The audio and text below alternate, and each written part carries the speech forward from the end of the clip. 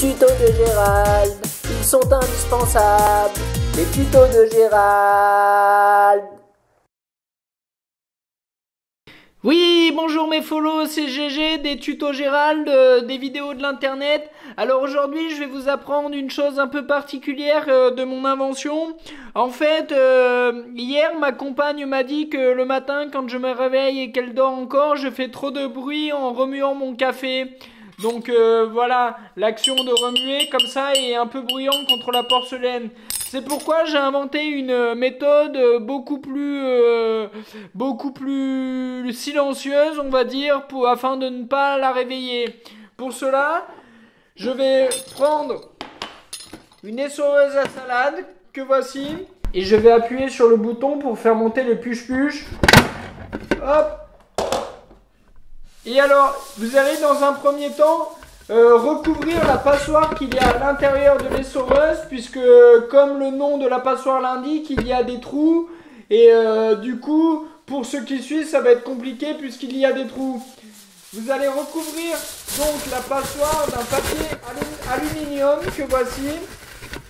Hop. Oui, alors concernant la feuille de papier aluminium, je voudrais aussi vous préciser que, comme vous le voyez, il y a un côté brillant et un côté mat. Moi, je préfère mettre le côté mat là où il y aura le café, car je trouve ça plus joli pour la suite. Alors, moi, j'ai pris 3 feuilles, mais vous pouvez en prendre plus ou moins. C'est un peu selon la taille de la passoire et selon vos envies du moment. On va dire que je ne vous jugerai pas sur cela. Voilà, j'ai mis mes 4 feuilles de papier d'alu dans la passoire, comme vous voyez. Et je vais donc verser mon café à l'intérieur de la passoire. Si je suis un grand insomniaque, je vais prendre de l'eau, mais cela n'affectera pas le résultat puisque l'eau, le café, le thé, le lait, la tisane ou d'autres choses ont exactement la même consistance liquide, comme ceci. Et dedans, j'y mets le sucre, puisque on touille en réalité le café pour mélanger le sucre. Alors moi, vous savez que je ne mange plus de sucre, puisque je me suis mis au stevia. Le sucre stevia!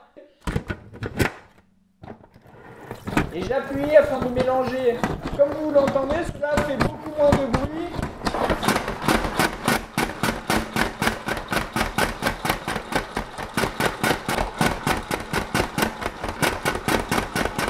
Donc comme d'habitude, n'hésitez pas à faire ça pendant plusieurs minutes. 10 minutes est une bonne moyenne en général. Et arrêtez. Et comme vous le voyez,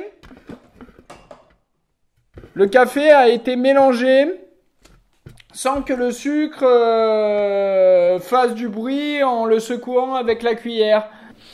Ça sent bon!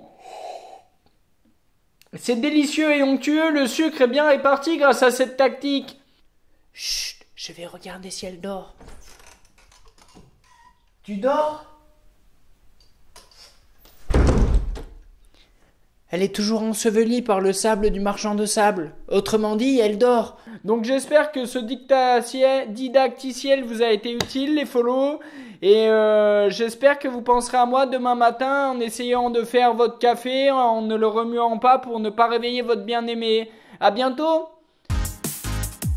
Abonne-toi pour ne pas en rater une miette.